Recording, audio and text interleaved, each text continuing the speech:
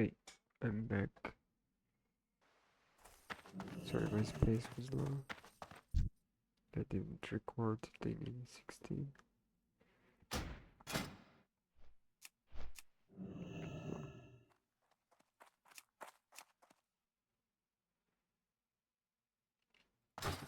Ishnu Dal Diep. May the stars guide you. I am honored. Go in peace.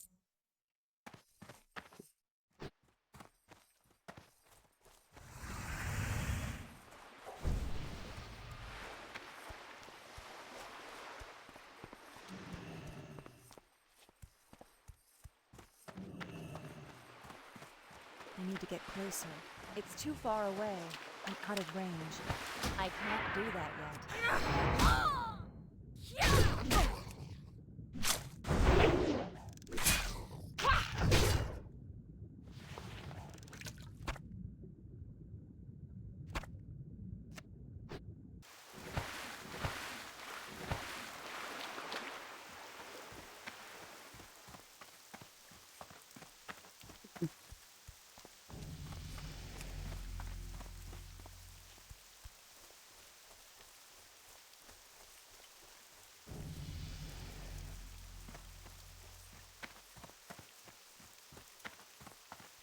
Huh?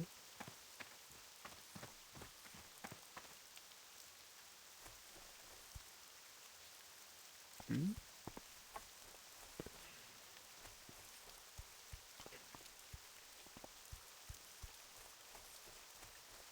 Oh.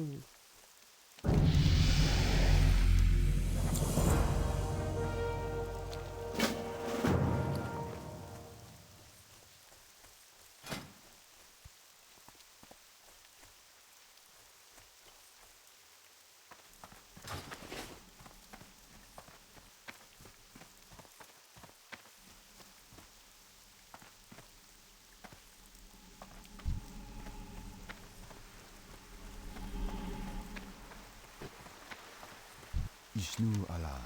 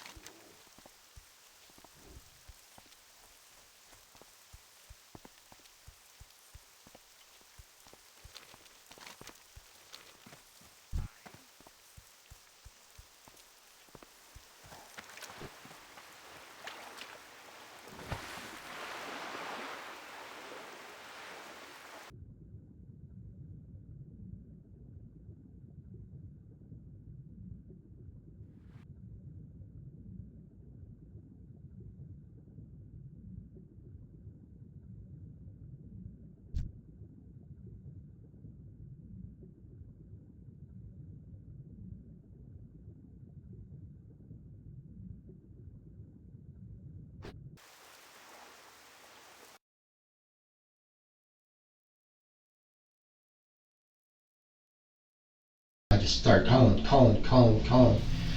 her cell phone, the house phone, and I wasn't getting any answers, and I was getting crazy. Were you planning to do this? Were you thinking about this maybe last night, last week? Last night? So what do you see on the camera when you check it? It's all cockeyed, so I'm like, who the fuck's that in my house, you know? Have you watched any of these videos? No, that's why I heard that screaming. It all began in the early morning of August 16th, 2019, when the Logan County Sheriff's Office received reports of a stabbing incident in residential DeGraff, Ohio. In what seemed like a nightmare, A family was awakened by frantic knocks and screams for help when 36-year-old Crystal Cordell ran to the nearest neighbour after being viciously attacked. Emergency services were immediately called. Unsure of what had actually unfolded, since the victim appeared to be bleeding all over her body, Crystal replied that her 16-year-old son, Bryson, had attacked her. Shortly after, officers and paramedics were dispatched to the horrific scene. However, it was already too late. The victim was pronounced dead as her injuries proved too severe. The entire street was closed off, and once law enforcement entered the residence where the stabbing took place, they were shocked to find it not only covered in blood, but that the perpetrator, the victim's own son, was already long gone, leaving the murder weapons at the scene. Approximately 7 hours after the attack, while officers were still actively searching for Bryson, detectives contacted his biological father, Todd Cordell, who had shocking details to share. Before the interview began, he was informed that his wife had tragically died from her injuries. Lieutenant Kovas at the sheriff's office. I'm so sorry. I just can't wrap it around my head right now. Sure. At all.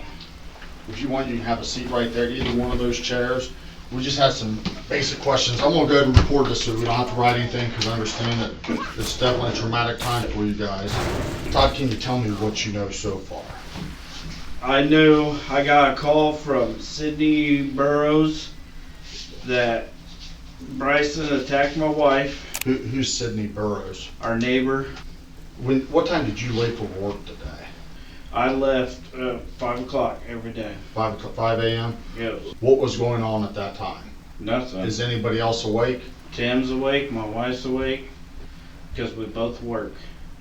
So last night when you guys were get home in the evening, was there any fights between Bryce and your No, wife? I got cams everywhere, and I pulled it up. I gave him supper. I brought home supper because they ate in town, and that's why I was looking at the cam, because she didn't text either me or Tim. Okay. Does she usually text in the morning? Yeah.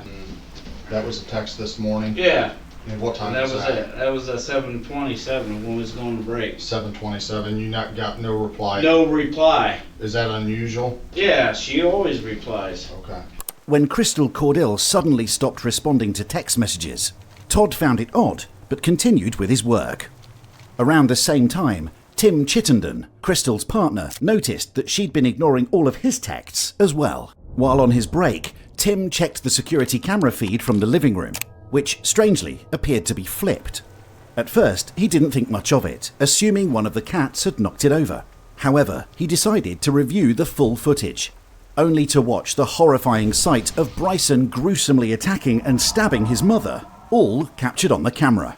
What point do you guys first learn that something is wrong? Well, I take a break at 8 o'clock, so it was about 2 or 3 minutes till 8. I text her, like I always do, and she starts a timer for me for my break. And so I make my coffee, heat up my breakfast sandwich, and I sit down and I'm like, hello? And she didn't answer me. I'm like, oh, that's strange. I'm like, I'll check the webcam, see if she's in the kitchen, just left her phone in the bed. So I see the webcam, kitchen's normal, but the living room is turned sideways. I'm like, well, that's strange. I thought maybe one of the cats hit it or something. So I was like, well, let's see when it goes back. So it goes back, and that's when I heard her screams. And I watched it on the camera, and I called. I just started calling. Her cell phone, the house phone, and I wasn't getting any answers, and I was getting crazy. So after 10 minutes of my break, I went out. It was 8:10.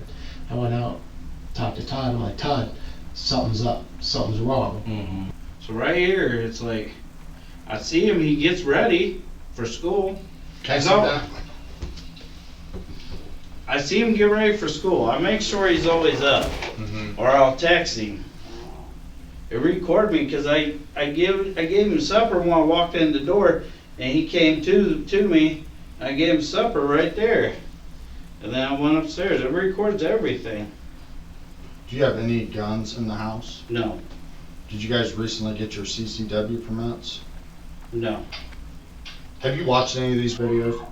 No, that's why I heard that screaming. During the interviews with both Todd Cordill and Tim Chittenden, Bryson was still on the run. Surprisingly, however, approximately 10 hours after the attack, and dozens of miles from the crime scene, he turned himself in after asking a homeowner to make the call for him. Shortly after the 911 call, Bryson Cordill was arrested and taken to the Logan County Sheriff's Office for further questioning. Well, I'm Doug Mitchell. Nice to meet you. Wishes under different circumstances. You okay? Yeah. Okay. Are you injured in any way or anything like that? No. I got a bottle of water for you in case you're thirsty. I imagine you may be thirsty. Are you coming in? This is Sergeant Tom Watson, okay? I saw you out there to see. Well, how old are you? 16. You're 16. What grade you in? 11. 11th grade. You obviously know what I want to talk to you about. Yeah. Okay. Can you tell me about this morning? What happened? From when you wake up? When I woke up, I took a shower. What time did you wake up? 6. Around 6? Mm-hmm. Okay. You got up, took a shower. I think I went back upstairs until about 6:30. Is that where your bedroom is, upstairs? Yes. Okay. And then I went to the kitchen, ate cereal, got my backpack. What time do you normally leave for school? 7. 7. Okay. So you got your backpack, then what? Vishnu Allah. And I went downstairs into the bathroom. And then I went in her bedroom and stabbed her. Okay. What'd you do in the bathroom? I was standing there. Just standing there? Mm-hmm. On the morning of August 16th, 2019, just minutes before the attack, Bryson Cordill entered the kitchen and began eating breakfast as usual. At the time, he was alone at home with his mother, Crystal, who was still asleep in the bedroom, as both Todd and Tim had already left for work. Once Bryson finished eating, he walked towards the front door, appearing to leave for school. However, eerily, he just stood there, contemplating whether today would be the day, before turning back, going up to his bedroom, retrieving a baseball bat and a knife, and entering the bathroom adjacent to his mother's room. There, he waited, thinking, hesitating, unsure if he would actually go through with it. 3 minutes later, he entered his mother's bedroom, brutally attacking and stabbing her. The entire horrific act that Todd and Tim would later view. When you went into your mom's room, were you upset about something? You weren't upset about anything? What were you thinking when you went into your mom's room? Did you go in there to stab her? Yes. You did? How many times do you think you stabbed her? I don't remember. You don't know? What'd you stab her with? My pocket knife. Your pocket knife? Is that knife you carry normally? Yeah, usually. You usually carry a I pocket bought knife? it a couple of years ago. Okay. There's no reason you weren't upset about something? Do you know why you done it? Not really. When Bryson entered his mother's bedroom, he struck her in the head with the baseball bat, believing it would knock her out so he could finish the job afterwards. However, contrary to his plan, she woke up screaming at the top of her lungs. Panicking, Bryson pulled a knife from his pocket, stabbing her a total of 15 times.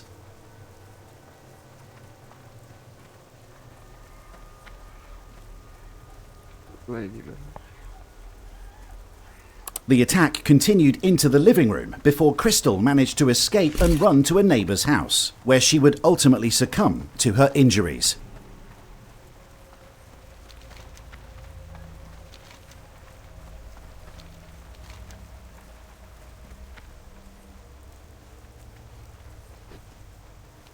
Bryson fled the scene, leaving both the knife and baseball bat behind in the house. Once you stab her, what did you do then at that point?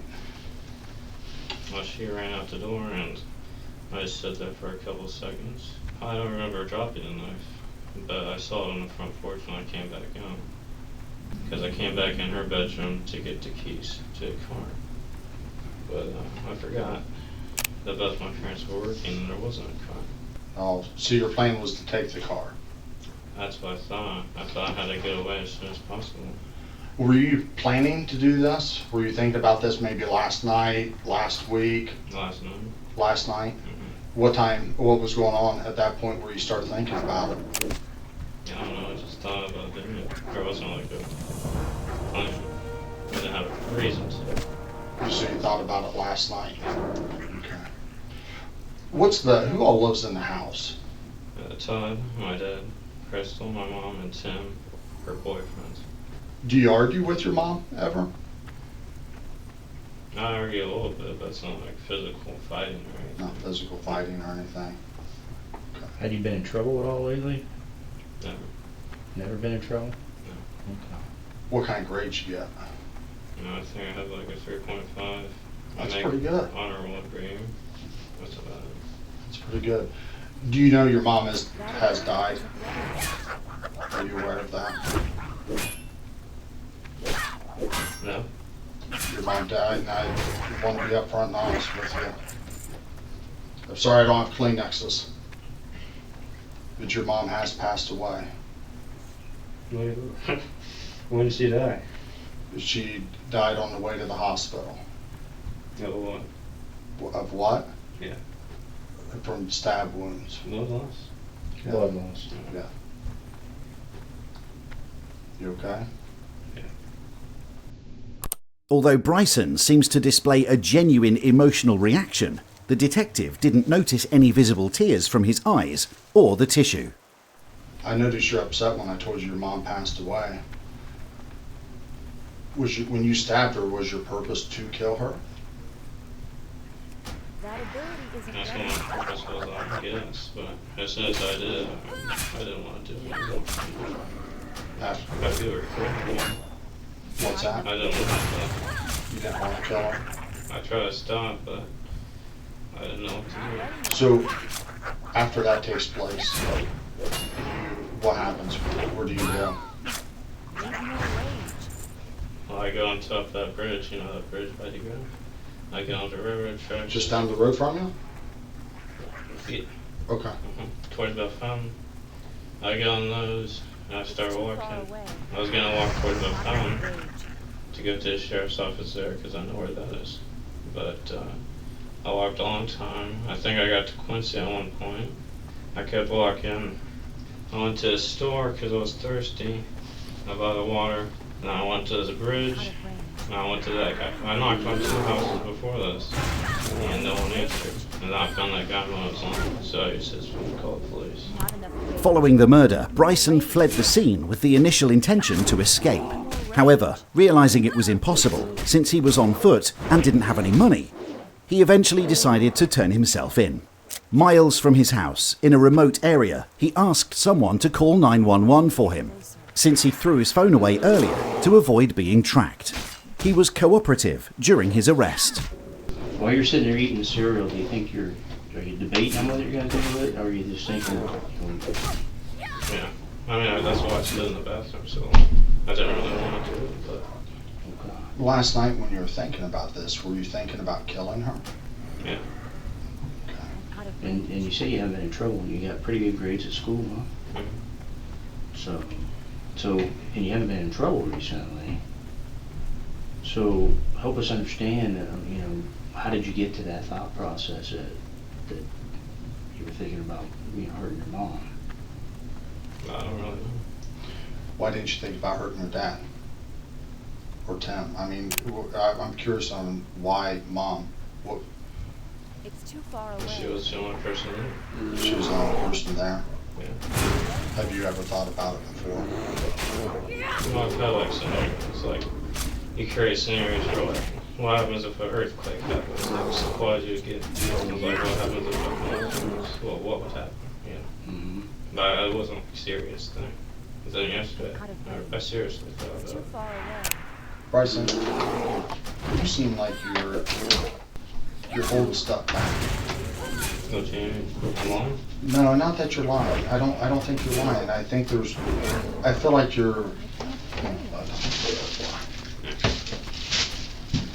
I feel like there's stuff has been bothering you. Their stuff is bottled up in you.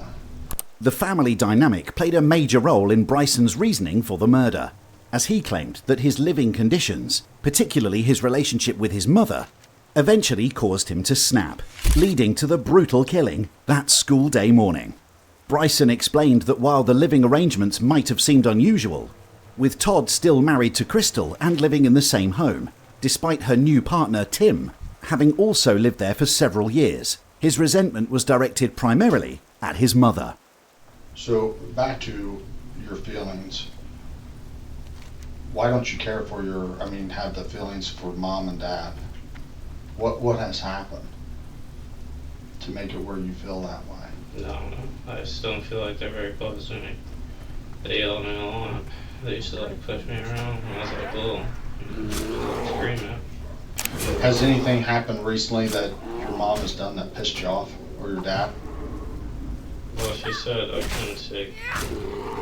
She's trying to change my schedule at school. I'm taking this media arts class, and she said I can't take that, and I have to take this other day off because she says I don't get my work done. Not enough rage. Is there anything else that's pissed you off recently? Has anybody done something where, you actually get pissed off, like, hey, this sucks? I don't really get mad. You don't get mad? After you first stabbed her, were you angry, scared, anything? What was your feeling? Scared. Yeah. What were you scared of? Her dying. I didn't want that to happen. You didn't want her to die? No. Yeah, I didn't like her, but she didn't deserve to die. Why didn't you like her? No, she was always yelling at me and stuff. I didn't think she was the best mother. Well, at least she tried. Yeah.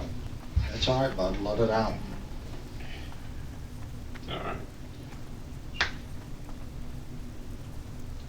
What'd she yell at you about? What's a normal week? What's she getting on your ass for? Everything. Name something. Name some stuff. This is pretty tough enough. I don't know. Because it sounds like you're a good kid. Yeah. You get decent good grades. Your dad said your attendance is through the roof, said he loves going to school. What does she have to yell at you about? I don't really know. She's just like, overall, she's always nagging and yelling. She's always yelling. That's all she does. She can't speak normally or anything. Throughout the interrogation, Bryson paints the picture of an overly controlling parent. He claimed that Crystal wouldn't allow him to get a driver's license and forbade him from visiting friends, except during holidays to play basketball. And even then, he was required to keep his phone's location turned on and respond to texts immediately. He also stated that they frequently argued, particularly over which classes he would pick for school. According to him, Crystal disliked the classes he picked and even went so far as to visit the school in an attempt to change his schedule for him. Bryson suggested that a similar disagreement was the ultimate tipping point. The day before the murder, he said he got into an argument with his mother because she didn't want him to take a media arts class, saying that it was only for idiots. He further claimed that the entire family structure was dysfunctional, saying that everyone kept to themselves and that nobody really mattered to him. Interestingly, during his initial police interview, Todd Cordill, Bryson's father, gave some insights into the family dynamics, directly contradicting Bryson's claims. When's the last time you talked to your son? Last night, Last night. when I gave him supper. Do you have any idea that what could have caused this to happen? No, that's what I'm saying. It surprised me, you know? It's a total shite. There's no. Yeah, I'm shocked. Even like a minor argument that's been No. recently going on or anything like that. When you guys were in Tennessee, was there anything that happened? No, Nothing. that's what I'm saying. Have you been arguing with your wife at all? No, That maybe has Tim been in any arguments? no. We just went on a vacation. We came back Tuesday. He went to work Wednesday. I had the day off. Bryson went to school. Fine. Said tomorrow we're just messing around. He needed some few things. We all went to town, ate at McDonald's, got some more school supplies that he had a list of. I said, you got everything? He's like, yeah, I'm fine. Said, okay, we're going home. Got home at 9, went to bed. Has he ever had any mental issues? Had to see a psychiatrist on No. any medications? No. Does he? What type of grades does he get? A, B's. He don't like missing school. It don't make He does no not sense. like to miss school. Yeah. Okay. In a later interview, Todd shared that while Crystal did have a short temper, it was allegedly Bryson who started most of the arguments. According to Todd, Bryson would frequently make fun of Crystal. For example, criticising her taste in books because she didn't enjoy the classics like he did. These comments often escalated into arguments, one of which even turned physical when Bryson attacked his mother. Todd noticed that although Crystal was constantly under stress, Bryson showed little regard for her privacy, often bursting into her room without knocking, even though she was often only wearing her underwear. Although Todd couldn't think of a reason for the murder, he mentioned that he believed Bryson to be a sociopath. She gets stressed out real easy. Sometimes I just like stare at her and she'll start crying or something. As she says, I can't cook supper, and we'll like order out. So if you just look at your mom, she may start crying and say she can't. And just one day I said, stop staring at me, because she was just like intensely staring, and she said, I hate you. She didn't want to eat with me. She went to the bedroom. How often did that happen? How long? I A mean, lot. the next day we just act like nothing happened, and they kind of resets. I want you to be totally honest with me. You're not going to shock me. You're not going to upset me. What made you snap?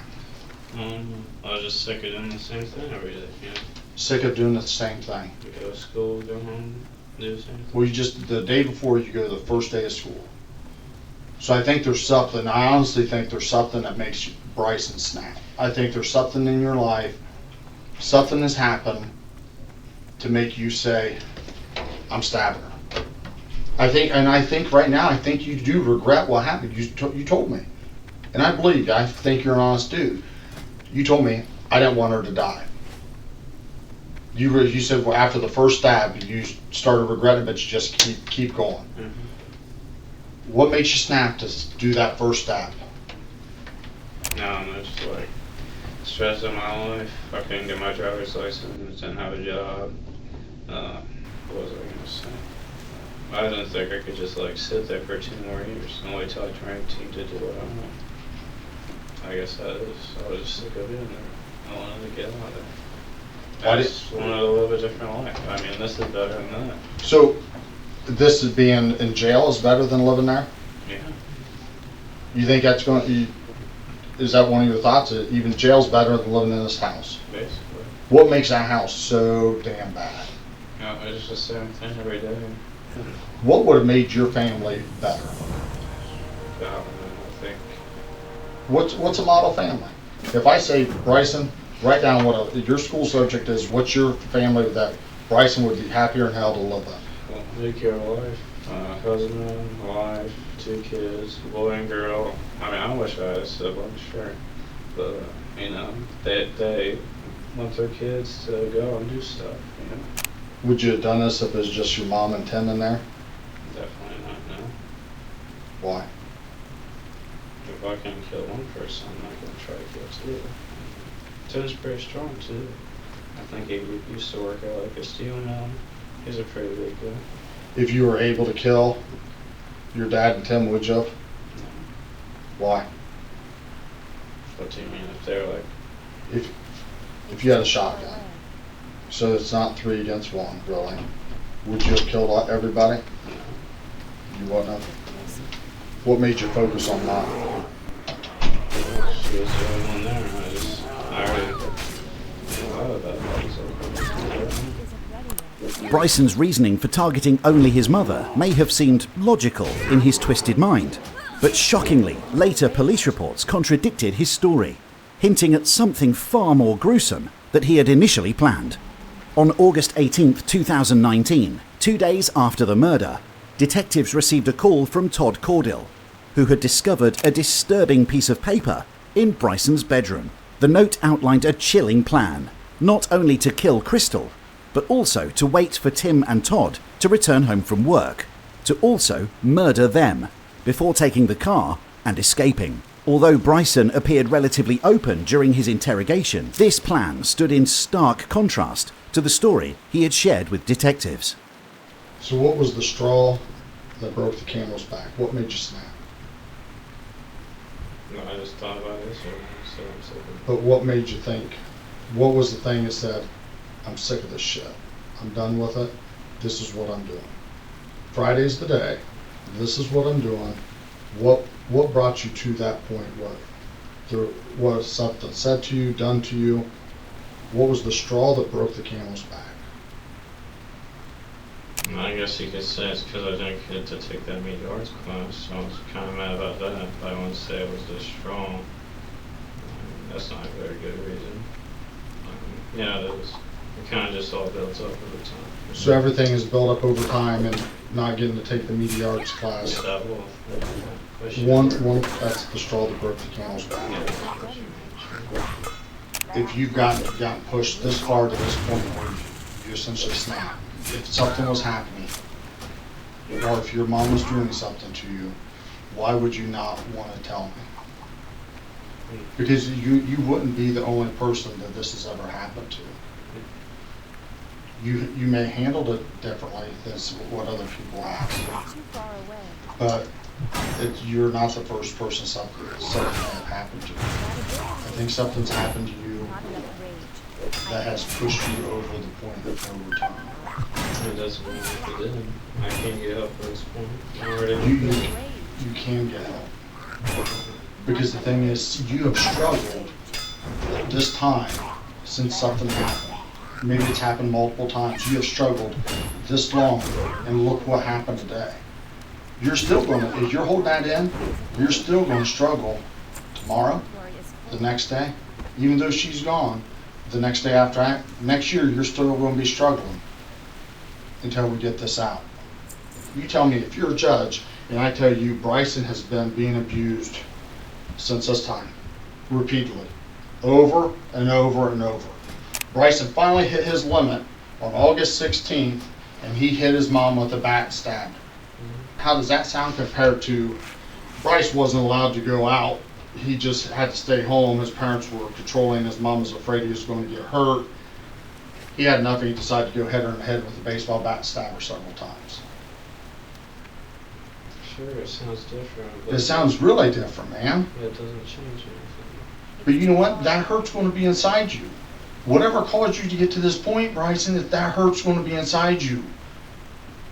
Your mom dying today does not make that hurt go away. No 16-year-old boy says, hey, mess me up enough psychologically that I want to take a baseball bat to my mom's head and stab her multiple times. You don't deserve that. You truly don't. Well, that's what I got, so. I know that's what you got, man, but you need to say what's going on. Nothing happens. Okay. That's all. Because of the last one.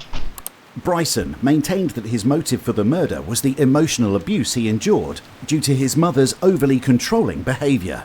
He rejected any suggestions that he had been abused in other ways, explaining that he was only spanked as a child, and even then, only on rare occasions. Whether his perspective on the family dynamics was distorted in an attempt to justify the murder or actually reflected the truth, it was ultimately up to Bryson to decide if all of this was worth it. Today, the Logan County teen accused of stabbing his mom to death inside their home went before a judge. I'm Molly Koick. James and Cheryl are both off. News Center 7's Jenna Lawson has exclusive details about the case. She was the only reporter in the courtroom. Jenna. Molly, that's absolutely right. Today we got our first in-person look at Bryson Caudell. Having spent the weekend in juvenile detention, the big decision today was whether a judge would keep him there or not. During the trial, Bryson Caudell was charged as an adult due to the severity of the crime. Although questions were raised about his mental health during the interrogation, experts ultimately determined that he was fit to stand trial. Subsequently, he entered a plea deal, admitting to the killing of his mother. On April 30th, 2020, Bryson was sentenced to 15 years to life for murder. He is currently serving his sentence at the Ross Correctional Institute. He will be eligible for parole in 2034 at the age of 31. County 911, what's your emergency? I have a home invasion. My niece is tied up. I am at the verge of untying my niece at this particular moment. Okay, she's tied up. She is tied up and gagged. And gagged? Oh, yes, ma'am. Okay. I am untying her. Is there anybody else there? Is anybody else here? Where are the kids? We have 5 small infants asleep. 5 small infants asleep? Yes, ranging from 7 to 1. 7 to 1 years old? Okay, ma'am. Just saying that they hit her husband in the face about 5 times with the butt of a pencil and drug him out. They drug him out? Yes, ma'am. Can I talk to her? Is she able to speak? Yes, ma'am. Hello? Hi, Samantha. I know you're upset. What is your husband's name? Are you there? In the early morning hours of February 20th, 2015, Titus County Sheriff's Office authorities rushed to the residence of Ernie Ibarra and Samantha Walford after receiving a distressed call from Samantha's aunt, claiming that her niece had been tied up and gagged by intruders. The intruders had also kidnapped her niece's husband, Ernie Ibarra, after attacking him brutally. At the scene, police officers noticed that the door was completely smashed from the outside, and the house was in disarray, although there weren't any clear signs of a robbery taking place. Then they found Samantha and her aunt standing at the bottom of the spiral stairs. Samantha seemed petrified and visibly shaken. She said she's fine. Let me have it and I'll take care of it. Talk to me. So walk me through what happened. I don't honestly know what happened. I was sitting asleep and we heard a noise, and the second I was able to open my eyes, somebody grabbed me and jerked me out of bed and slammed me down on the ground and started tying me up. The fact that Samantha's husband was solely targeted and that both Samantha and her children were left unharmed seemed extremely suspicious to the police. This was made more suspicious by the fact that nothing was stolen from the home, making it difficult for the detectives to establish a motive for this crime. Like shirts, left pants, everything, and just skin was covered, like gloves. I couldn't see anything. One of them did say the name Lou, but that's it. That was all. And when they dragged me downstairs, because they had him downstairs and they were separating us, I went downstairs. His face was covered in blood. And he had got the top of his head. At this point, the police officers start to get more and more suspicious of Samantha. She seems to recall specific details like the cuts on Ernest's head and the blood dripping, all while claiming that the room was pitch black. Do you remember what the gun looked like? You used to see it just so I didn't focus on the gun, I was focused on him. Do you remember what colors, anything? It's a black gun. He said, look at her, and he wouldn't look at me. How's the babies? We're all in bed asleep, they never had messed with the kids. And then he asked, how are my kids? Where are my kids? He said, he punched him in the mouth with the gun and said, I ain't here for no kids. And I think they're going to have to see now. And they jerked his hair out and said, look at her, look at her. They had my head pulled up. And he looked at me and he said, that's the last time you're going to see her. And do you want us to kill her too? The police officers would now ask Samantha to take them upstairs and show them exactly where she was at the time this was happening. Having a visual of how the crime took place allows them to put the pieces together and figure out if Samantha's recount of the incident makes sense. She helped attack me. How did she find out that you were? Because they took his phone, but they didn't take mine. He had what needed. This is where Samantha's story starts to crumble. The detectives and the officers at the scene are finding it hard to believe that the intruders would leave her phone on her, giving her an opportunity to call the police and get themselves arrested. So he's got his phone? They have his Okay, that's what I'm talking about. What's his phone number? You don't know her? 430. You got it stored in your phone? Yeah. Okay, look up. Look. Well, I need that number. Samantha had revealed that her husband's phone was on him when they kidnapped him. This is a vital piece of information, as it could allow the officers to track his phone and find his location. However, when they tried this, they found out that Ernest's phone wasn't communicating with any cell phone towers nearby, meaning that the phone was more than likely switched off.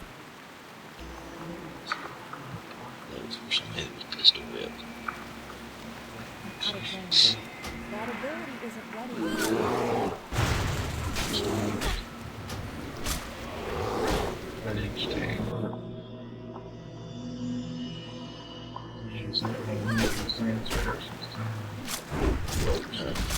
That's what teach me to us a lot more. Rage. I can't do that.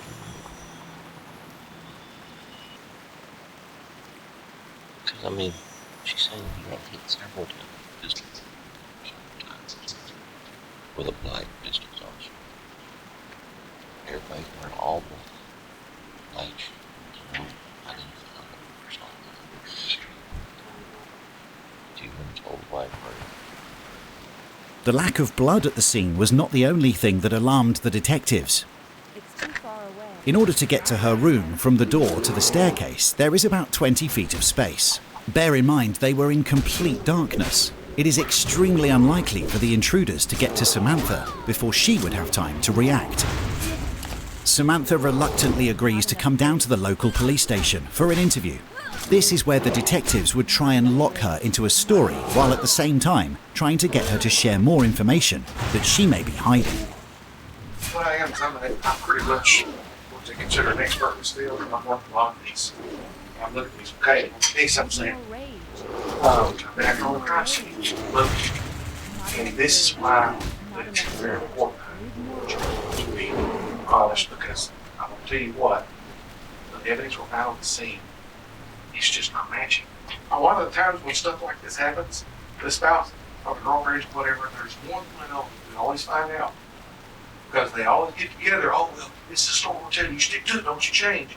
Well, actually, that's kind of the best thing that happens. Because you stick to the story like that, and we piece it in the end all together, and it's real easy to take this to a jury and show that either you liar or that you were the loving wife that you said you were. I'm not going to care to tell you I'm a loving wife. We've had our build-out. Now, I'm not saying. We had our fight. Well, what about the blood? How were you up close with him when they punched him? Yes. So maybe some blood on Well, I didn't, inspect for splatter or anything like that. When they jerked me away from him and cut my clothes off, I never touched him So it's again. possible. So there may be. But is it because I laid my hands on him? No, my hands were tied behind my back. And I'm watching this guy punch him in the face with a gun over and over. How did it make Horrible. you feel glad? No. I ever acted out and hurt anybody? No. And you can look at my record on that. Now, when they cut your shirt off, was it violent or did they just take Yes. their time? And just No, they jerked it out and started slashing at it with this apparently dull box cutter, and then when it didn't work, they ripped it off over my head and threw it to the side. Look me in the face. I need to know the truth. Did you have anything to do with Ernest's disappearance? No. And I Did would you have anything to do with his death? No. Dead. That's what I'm trying to find out.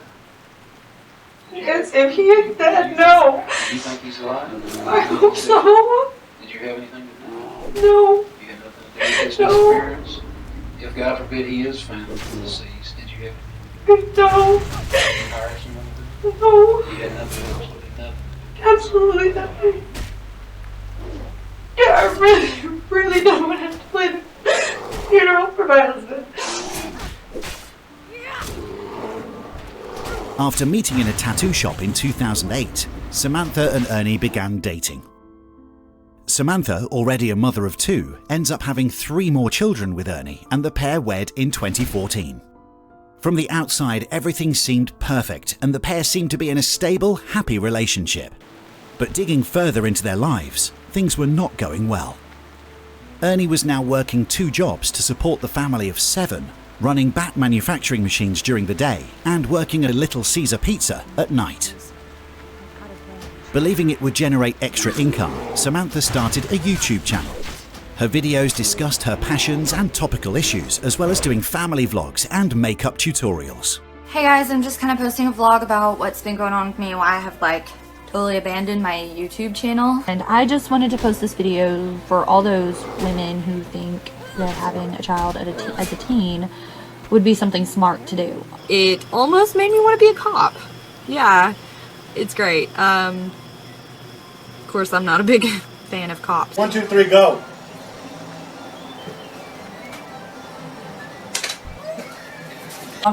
And I never really understood what the deal was about the gaming birds. And he is a blue-fronted Amazon. Always wanted to be an actress. I think it is so much fun. One of the most amazing forms of art ever, to be able to express yourself that way. But as time went on, her videos slowly became darker and darker as she started to complain more about her life and especially about her relationship with Ernie. Hi YouTubers! Today a lot of shit pissed me off, so you guys get to listen to it. His dad's not having a whole lot to do with this pregnancy, and that sucks. I'm kind of screwed as far as dating goes because I date losers. She felt like this was going somewhere, and over time she started paying less attention to her children and acted as if her YouTube channel was more important to her than her own family. And this was frustrating to those around her, especially Ernest. What do you think of me making YouTube videos? Well, I guess I don't mind. Takes up a lot of time. Not gonna light a cigarette? Oh yeah, I forgot about them. Because you got that fucking iPad in your hands. Oh, where? At least you're paying attention. But only because of this fucking hilarious ass episode. But no, here's the thing, Sam. Here's the thing, Sam. The thing is, I still say, and I'm not sure in good that you know where you're talking. I think you know what I'm saying. Now, even me, that kind of happened. Is there any blood in that? I promise you, that's Yeah, true. But no, I'm saying, I think you know what you're going to do this. I think you're scared. And that's what the beat. Don't let fear tell the truth. Because if you knew these guys did, there's nothing you can do.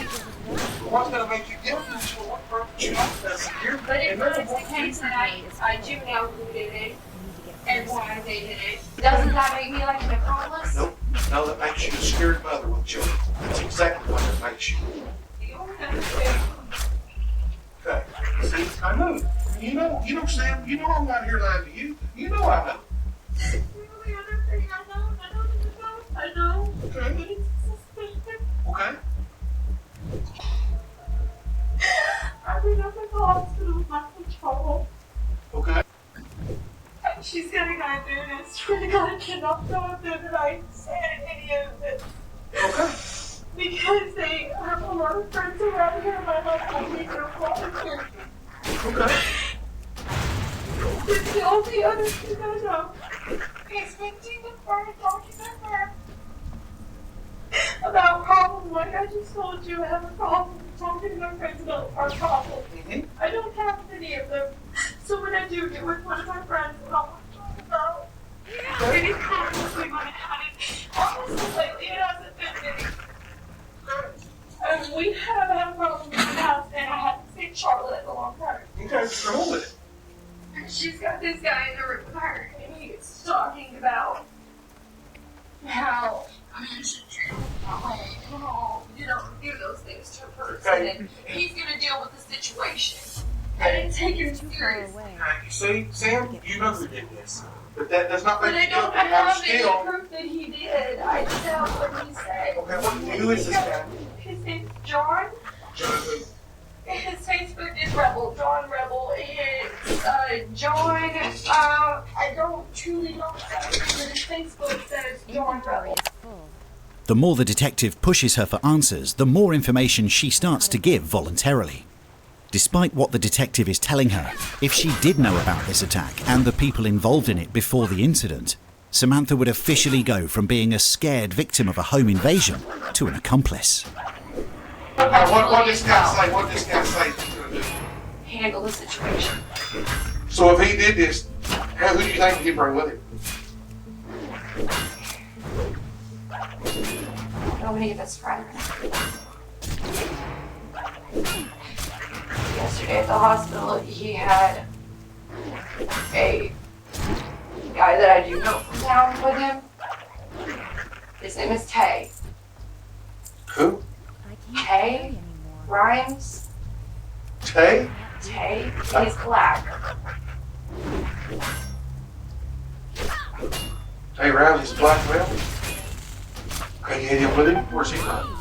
I didn't say he had. Yes, he had him at the hospital with him.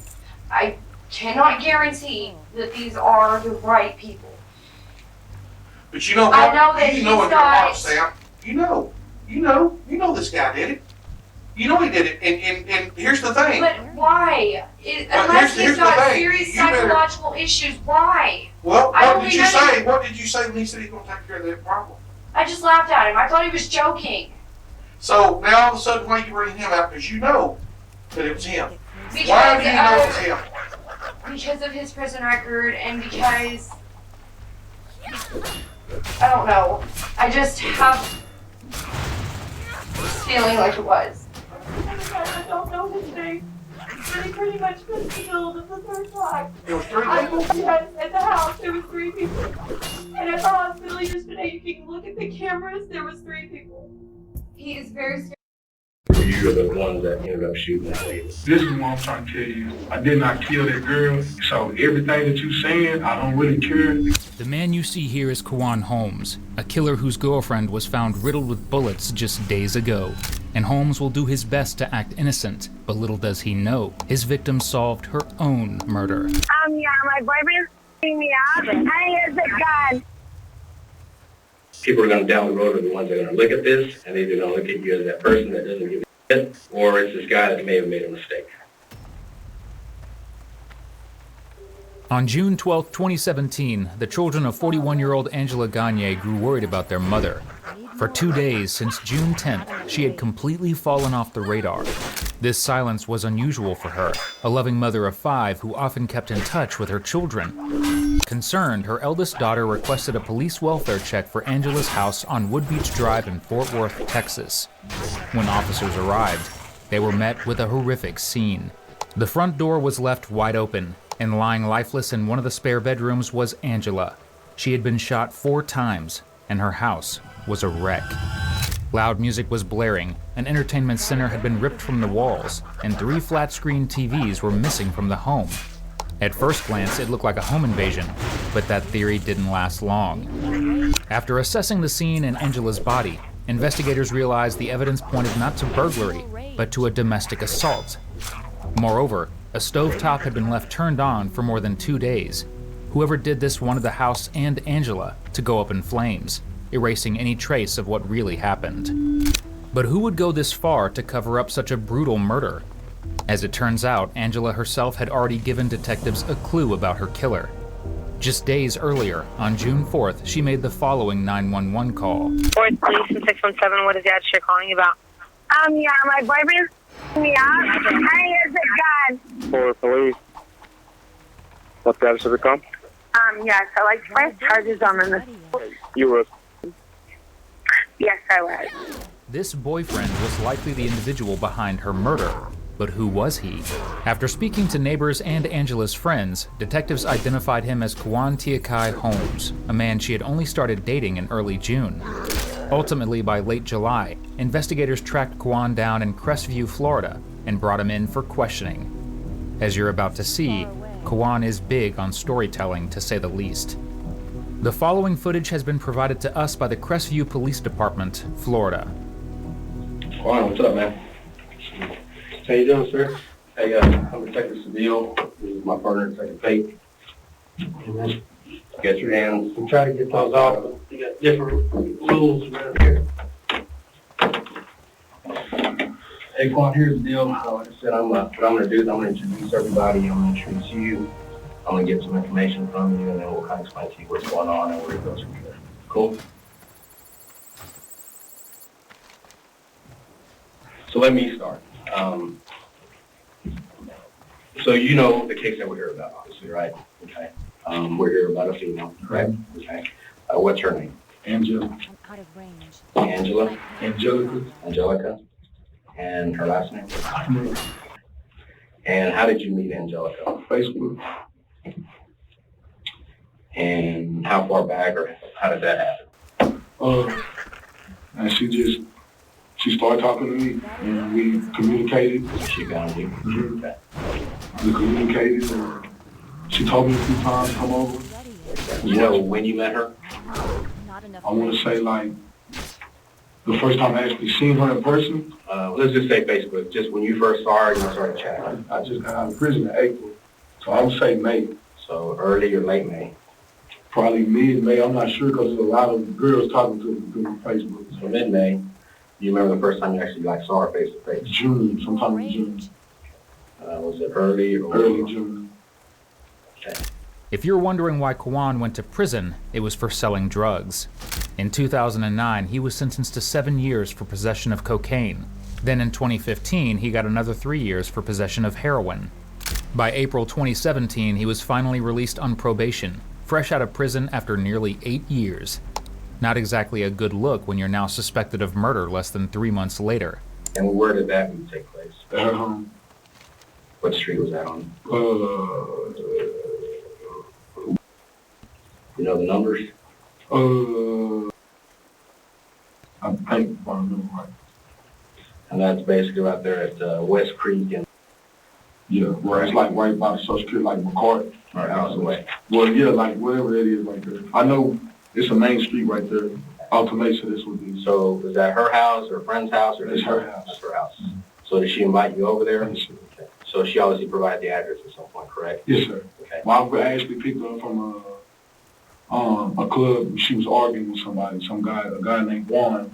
Okay. Well, not, Juan, some guy named Juan. But this is after you've already chatted with her a little bit, right? Yeah, but this is actually the first initial meeting. This is my first time meeting her. So how did you know to go pick her up at the club? She told me. I was initially supposed to go to her house, but my ride, I don't have a car, so my ride kind of was BSing around. Mm-hmm. So then by the time I got another ride, she was like, well, I'm at some type of bar club or something like that. So I was like, okay, so I went over there.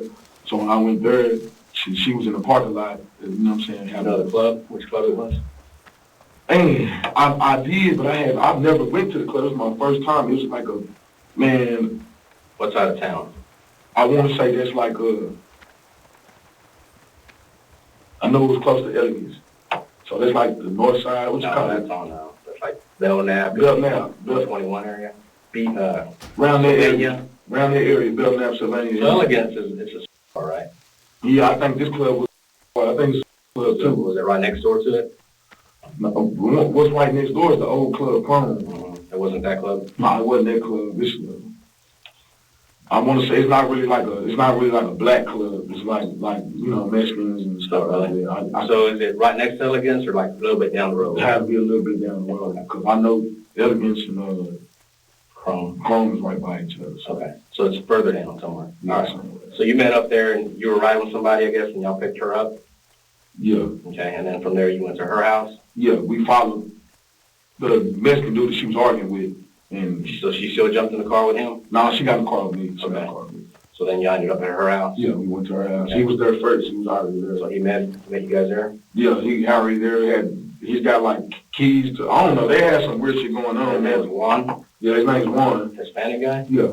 I got black charges. I don't know. She said they was real good friends and stuff, whatever. But he was real aggressive with her when I pulled up. I just talked to him and calmed him down, like, hey man, you know. And he's Hispanic, or is he kind of like? He Mexican, man. You know, I've been Texas all my life. He Mexican. You know what a Mexican? Yeah, I know. Somebody that's half and half, right? He Mexican. Okay. All right. So you pull up there. Did you have a problem with you guys being there? Nah, he's really got a problem with her. He's like pulling on her, and he's mad because she's trying to leave, and I'm asking her like, hey man, why you call me into this? You know what I'm saying? Like, you know, what's going on? If you want to go with him, just go. I'm just going to leave.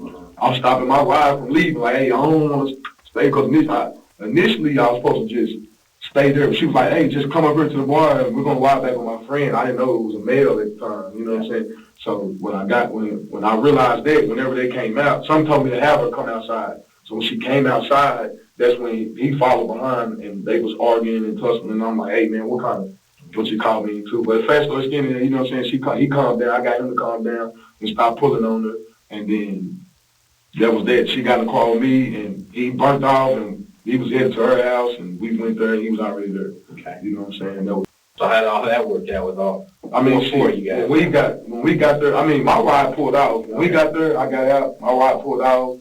He had the garage door open, and his car. He got a black Charger. He was on the side of on that street in front of our house, and apparently this guy's got like a key to her house or something. I don't know, but I really didn't. Like I said, I had just met her. So after a while, after I was there, I realized that, you know what I'm saying, she was.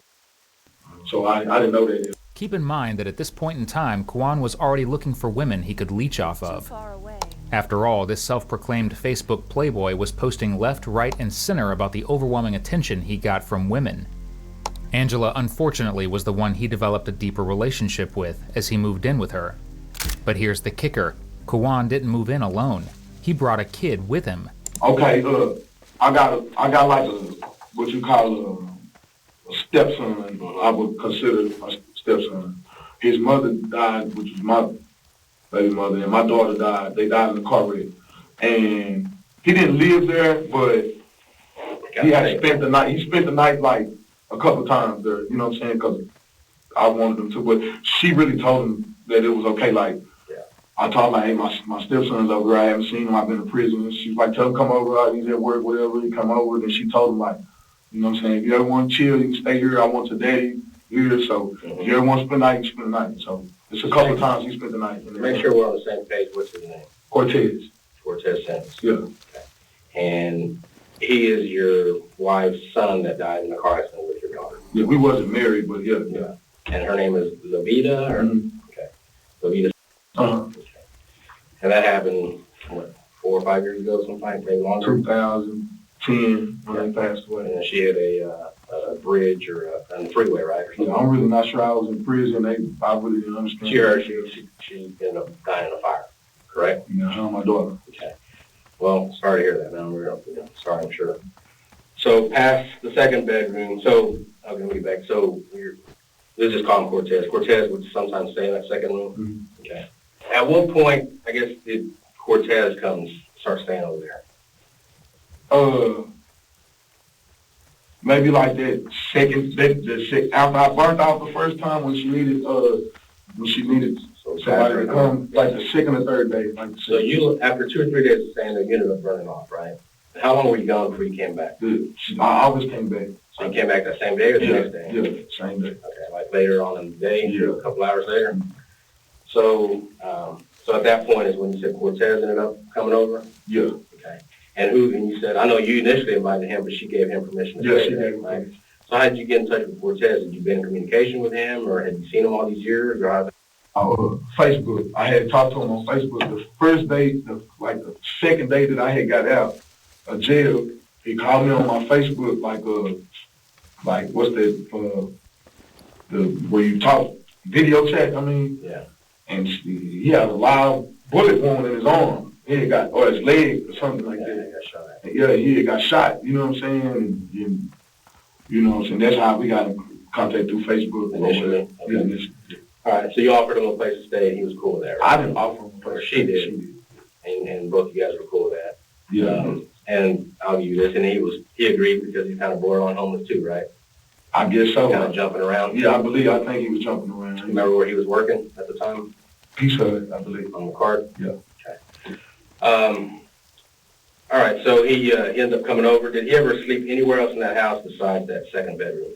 Not that I know of. Oh, in the garage. He used to sleep in the garage sometimes. Where the couches were? Yeah. So why did he choose to sleep in the garage sometimes? Say it again? So why did he decide, like, he's got the bedroom, why is he sleeping in the garage? My personal opinion, I used to ask him the same thing. When he stayed, I used to be like, why you just sitting in the garage? And she told you can sleep in the room. But my personal opinion is he was smoking K2. And we didn't want that in the house. So I think he was... Did you actually see him doing it, or you just suspected he was doing it? I mean, I know he was doing it. I know he was smoking K2. But, he was smoking K2, and we didn't want it inside. Well, she really didn't want it inside. I didn't want it inside. I didn't even want him smoking and shit. But He's smoking. So besides Cortez coming over there, hanging out with you guys, or actually staying there sometimes, who else would come over there and visit you? The only people that came over there to visit me was Cortez, my brother, and my brother's girlfriend at the time. Tiffany. Yeah. Although Kwan tries to make it sound like their relationship was casual and mostly normal, witness testimony says otherwise. Angela's next-door neighbor reported hearing multiple arguments on the day of her murder. Most of it was drowned out by loud music, but one thing stood out. He heard Kwan say, "I'll take your life." Not long after, he heard the sound of a semi-automatic weapon being fired. If anything, this shows Kwan is violent and cruel, but he isn't stupid, because he's about to flip the entire narrative and pin it on Angela. All right, so when was the last time you were actually there? When I left, first of all, I was already planning on leaving to come to Florida because I've been talking to this girl out here in Florida. You know, Desiree? Yeah, Desiree.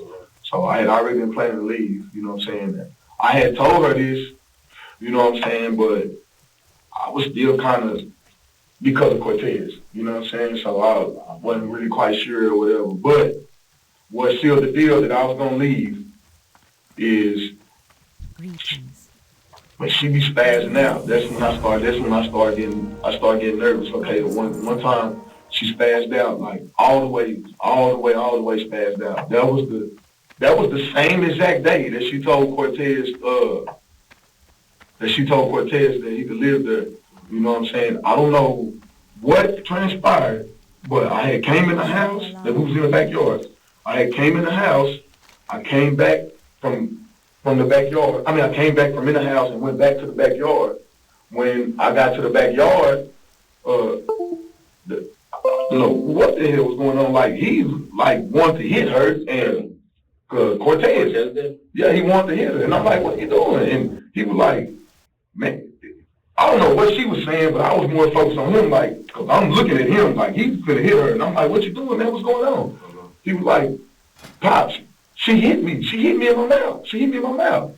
So I'm like, in my mind, I'm like, you know what I'm saying? I'm like, and she just playing with you, because I'm like, I know she ain't just, she don't even know him like this. Like, what happened? What changed the happened that fast? You know what I'm saying? So, anyway, so he was like, she hit me in my mouth. So he didn't really elaborate on it. He was like, then he started saying, she keep telling me that she my mama now, and this, that. So I'm like, man, she don't mean no harm. I'm like, man, you can't tell him that, you know, his mama's dead. You know what I'm saying? You can't, don't tell him that. I know maybe your heart's in the right place, but you can't, the way you saying it, that's not the right way to put it. You know what I'm saying? So I calmed her down. I'm telling her, I'm like, let's just go in the house. So she goes in the house, and as soon as she walks in the house, man, I swear to God, man, she just falls. Boom, boom. I'm like, damn, she feel hard. I'm trying to help her up. I help her up. I'm like, damn, baby, just what? Where's she from the house? Like right when you come from the back door, where the backyard is, as soon as you walk towards the kitchen, like you finna come through the little dining area and you coming in the hallway, like finna start walking down the hallway, she fell. That's when I helped her up. So when I helped her up, I'm like, damn, baby. Then she pulled away from me. She trying to walk again. Boom! I'm talking about, she fell again. So I'm like, God damn, it's like funny, sort of, kind of, you know what I'm saying? Because she's like, I can tell she's drunk. And she got like she drink a lot of liquor, you know what I'm saying? So she's drunk. So she falls, I help her, I'm kind of laughing it out. Man, when I help her up this time, she takes off on me. Boom, hit me in my mouth. So I'm like, whoa, what's wrong? I'm trying to help you. Boom, boom, she hit me again. So I'm like, hey, so I grab her arms. I'm like, hey, man, please don't hit me. You know what I'm saying? Like, I don't want to do this shit. Like, I don't want to do all that. You know what I'm saying? All this is where, in the hallway or what? Just right in the hallway. Right now, we're like, this is the second time she fell. So when she hit me, we're in the hallway, but like right in front of the bedroom we sleep in. Mm-hmm. So she walks away and goes towards the living room. I go in the bedroom and I'm like, man, I need to get away from her. And I'm like, man, she just told my son, you know what I'm saying? I'm like, man.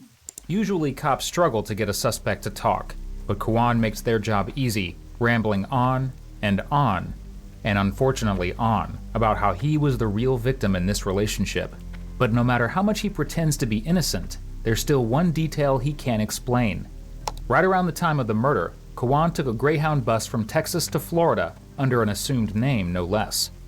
If he really was Angela's victim, the first thing he'd do is call the cops. So why was he trying to run from them instead? Let's talk about when's the last time you were actually there? Like, I want to say like the 10th or the 11th, I want to say. But I'm really not sure, man. I'm just really not sure. Again, we're talking about June, right? Yeah, June. Why do you think it's the 10th or 11th? I mean, it's just what I think, because I came to Florida. I'm not even sure what day I came to Florida, but I know it had to have been around that time because I wasn't staying with her for like 2 or 3 days before I came to Florida. You know what I'm saying? How'd you get to Florida? On the bus. Okay. Which bus? Greyhound. You know what city you landed in? What do you mean? Like where's the bus station? What part of Florida was the bus station at? Right here. In Fort Walton? Yeah. Okay. Did you buy a ticket or somebody buy a ticket? Somebody else bought a ticket for it. What name? What do you mean? What name was the ticket under? Tom. Tom. You know the last name? Oh, no, I'm not sure. Who bought it for you? My cousin. Who's your cousin? Edwin. You know his last name? And where is he at now? I'm not sure. I don't know his address. Okay. So you think around the 10th or 11th you were there, right? What caused you to leave, or why did you want to leave the house? Okay, I was trying to figure out a way to leave, for one, because this is what I'm trying to tell you happened. Okay, so the next argument that happened, which was the last argument, okay, the next argument that happened, I'm trying to remember how did this happen? Oh, okay, bam. She left with one of those, you know what I'm saying, her clients, when she referred to him as the guy. Yeah. She left with the guy was? No, I really don't. Why is like Hispanic guy? I never seen him. You know what he's driving? No, she wanted me to hide. She didn't want him to see me. Did he come in the house or she let him out? I don't know. She told she wanted me to hide. So I hid in the bathroom that was in her room, and I closed the bedroom door and I stayed in there. So I never seen him. So she left with him? Yeah, she left. Okay. Where did they go? I don't know. Okay. So, did she ever come back? Yeah. So, man, that's what I'm trying to get to. Okay. So, bam. So, you know, I mean, she's, like, calling her house phone, talking to me, like, different spurts throughout the time while she with him and stuff, you know what I'm saying? But it started getting late, and I told her, I'm like, you know, because I don't know if she wants me to hide when he come down, I don't know if he's going to come in. I don't know what's going on, so I'm getting tired. I'm ready to go to sleep, but I'm scared to go to sleep because I don't, you know what I'm saying? And then, what time do you think she left? I'm not sure, bro. How long do you think she was gone? Like how many hours? A few hours, some hours. It was nighttime. It was late night when she got. So you think she was gone 4, 5, 6, 7, 8 I'm not sure. I can't remember what time she left. I just know I was there by myself. When she would call you, did you ever ask her, hey, where are you? What time you coming home? Anything like that? I really, she would check in with me. She would call her house phone and check in with me. But wouldn't tell you where she was at or what time she was coming home? Nah, you know what I'm saying? So until, like I'm telling you, until she had called and I was like, man, I'm dozing out. You know what I'm saying? What do you want me to do? Because I'm dozing out. You know what I'm saying? So she was like, just stay in the room and I'm going to lock the front door and I'm going to come in through the garage. I'm like, all right. Well, all that was already done. So I just went to sleep. By this time, before I went to sleep, though, Cortez was there with me. Okay, so, bam, so I went to sleep. I woke up. When I woke up, I seen her purse on the, whatever you call it, little thing next to the bed, the nightstand. What kind of purse she had? Yeah, I have no idea. I just remember a purse. I don't really pay attention to that type of stuff. So she had a purse right there on the nightstand. So, anyways, so I'm like, so she got to be back. That's what I'm thinking. She's not in the bedroom with me, though. So I'm like, she got to be back. So Kwan gives no additional details about Tom, who supposedly bought the ticket for him, or the so-called mystery man Angela disappeared with. And if you thought that was bad, his story is about to get a whole lot worse. So I'm like, she got to be back. So anyways, yeah. So I'm like, she got to be back. So I have a phone that it wasn't on, but I used to access the internet off of it. So is that a different phone from the other phone? Yeah. This was actually my phone. this was my phone, but it wasn't on. You know what I'm saying? Is that the one you got when you got out of prison, or is it a different phone? Nah, it's a different phone. It was a different phone. They didn't have any service on it, no phone number calls? Nah, just internet? I just access the internet. Used to access her internet? Her internet. Okay, so I was going through it to get to her Facebook so I could message her and see was she still at home? Did she come back? Did she leave? She's still there. Because I'm really kind of scared to walk out the room because I don't know if, you know what I'm saying? I don't know if whoever what her client is, I don't know if he's in the living room or what. You know what I'm saying? So you don't hear anybody else in the house, right? No. I know my son is there though. Did he come in and check on you? Nah, I knew that he was there before I went to sleep. You get what I'm saying? So you tell him too, hey, you need to hide and don't be making any noise? I didn't tell him that, but that's why I was calling her. Like, that's another thing I had told her too. Whenever she called her phone, that's why I was like, you know, my son's here now, and you know, what do you want me to do? That goes into that. Did you tell him as well that, hey, she's left with somebody and she'll probably be back, so you need to be quiet and all that? I don't think I told him, but I did tell him. I did used to tell him, like, she, you know what I'm saying? She be, you know, turn the tricks. I know that's what she's doing. You know what I'm saying? So I did tell him that. So, but I don't know if I told him that day. I know I ain't telling him to hide. I don't think I told him to hide. I didn't tell him to do nothing like that. But anyways, so before I can even message her, she comes in the room and she's got That ability isn't ready. Nah, I think I just lied. Well, we're glad to see that Kawan has at least some level of self-awareness. More importantly, Kawan is not as clueless as he looks or sounds, surprisingly. By now, he's probably realized the biggest piece of evidence against him is the 911 call Angela made, and every word he's spoken so far has been carefully laying the groundwork for an intricate story to disprove that call.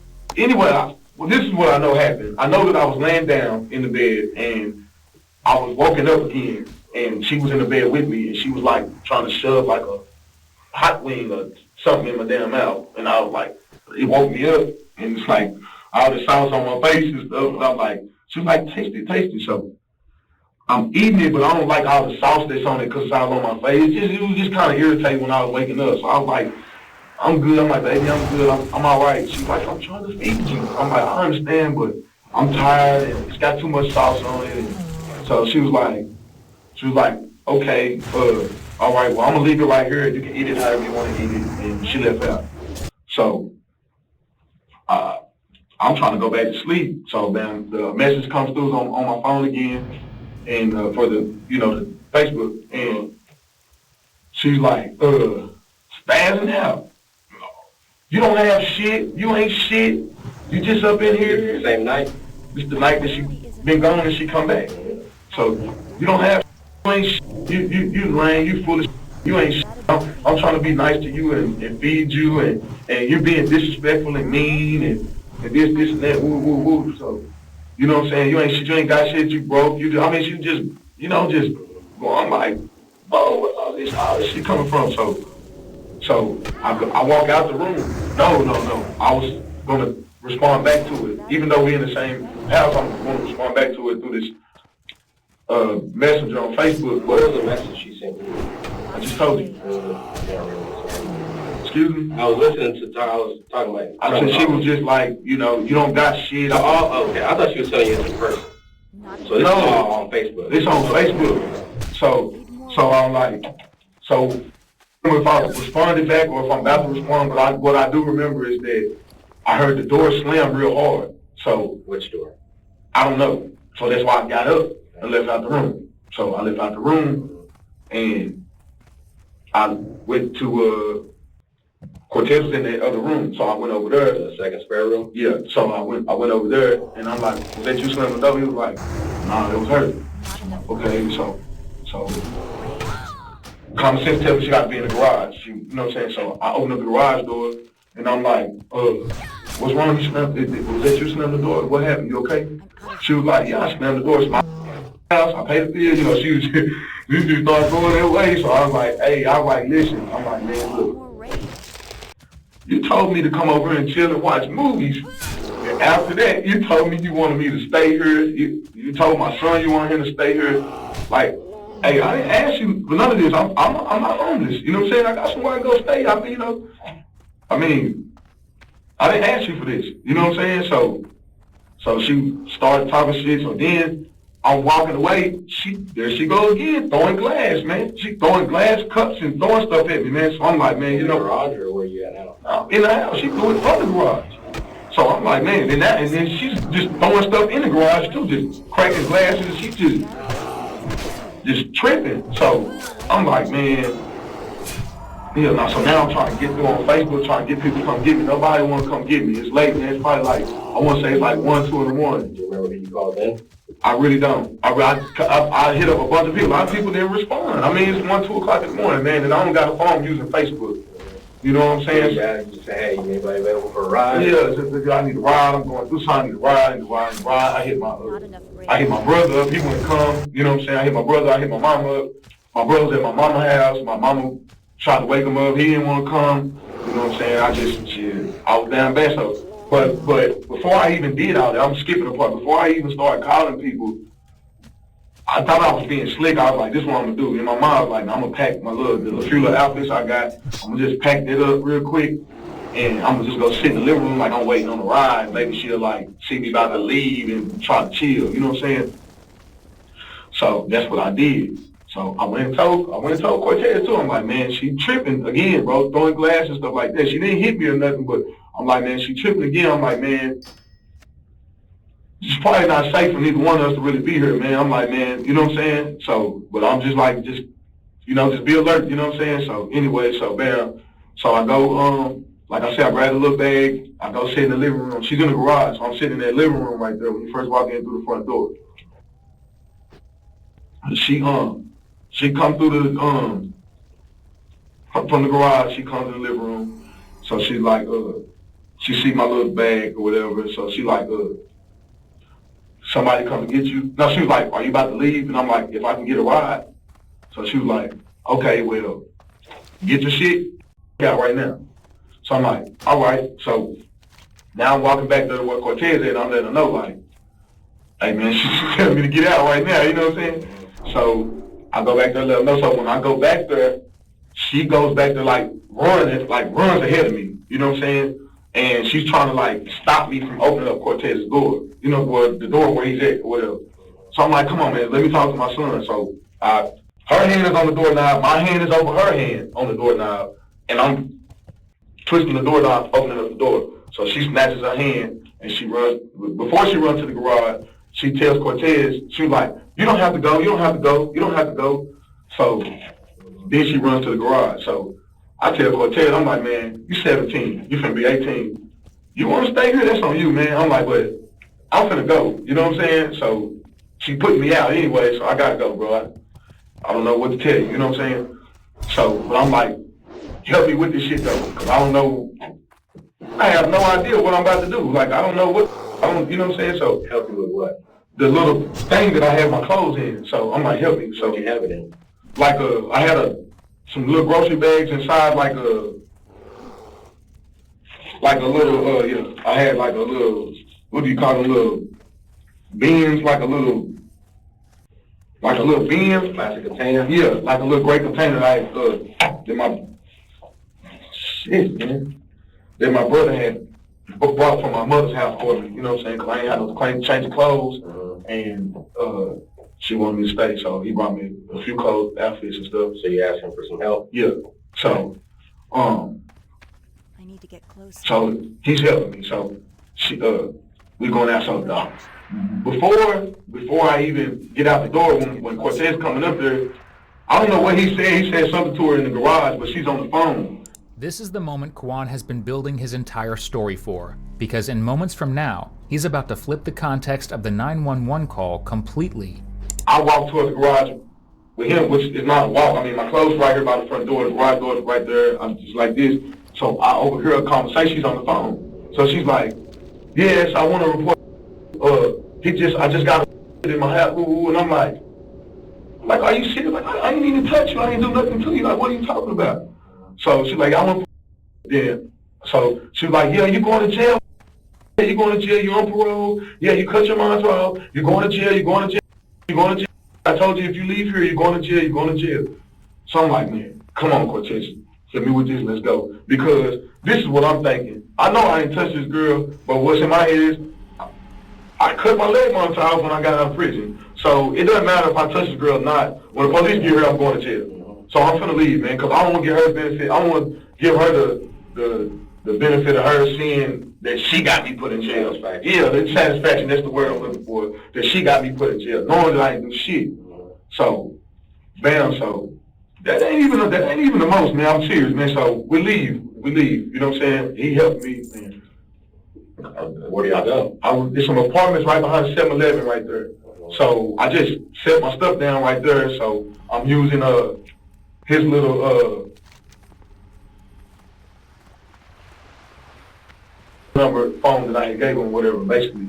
So anyway, so I'm trying to call her around. I can't get nobody. I can't get nobody to come get me. I mean, it's just, that's when I started calling out a ride. I never called a ride when I told you I was calling everybody, my brother, my mama, people. I never called them there. So, mind you, I can't access Facebook. So, a lot of people's numbers I don't have. I can't access Facebook because I'm not in her house no more. You get what I'm saying? So, I'm just over here and my numbers are limited that I know. I can't get nobody to come get me. And Cortez, he's like, shit, I mean, she didn't put me out. So, peace. Yeah, I'm gonna go back. So at first I'm like, man, just chill a little while longer with me. Then he's like, man, what you want me to do, Pops? Like, you know what I'm saying? So I'm thinking about it. I'm like, man, he worked right there. You know what I'm saying? It's like, I'm like, man, just go ahead, bro. Go ahead and go back. You know what I'm saying? So he goes back and like, wow. In my mind, what I'm estimating, by the time he made it back, like I'm just like estimating in my mind, okay, he's back already. Next thing you know, I see two Fort Worth police cars come flying down the street. So I'm thinking to myself, like, is she like gonna lie on my son? Is she doing this? You get what I'm saying? That's the first thing crossed my mind. Like, you're standing right behind the 7-Eleven. I don't know nobody over there. I'm just sitting right there, and I don't really feel comfortable right there, and I don't, you know. So I leave the little bin thing that I got my little clothes in or whatever, you know what I'm saying? I leave it right there, you know what I'm saying? And I walk back towards the house.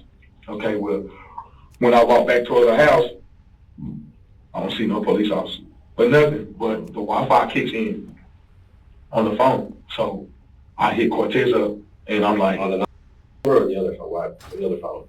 On Facebook. On your other phone? I'm on Facebook. Okay. So I only have Facebook. He has it. And you have your other phone with the Facebook. Yeah. Okay. Right. So I hit him up like, you okay? He like, yeah. But he's like, it was kind of weird. I ain't gonna lie, it was kind of weird because every time I'm saying something to him, she hears what I'm saying. So I'm like Cortez, like I'm checking on you, man. I'm trying to make sure you all right.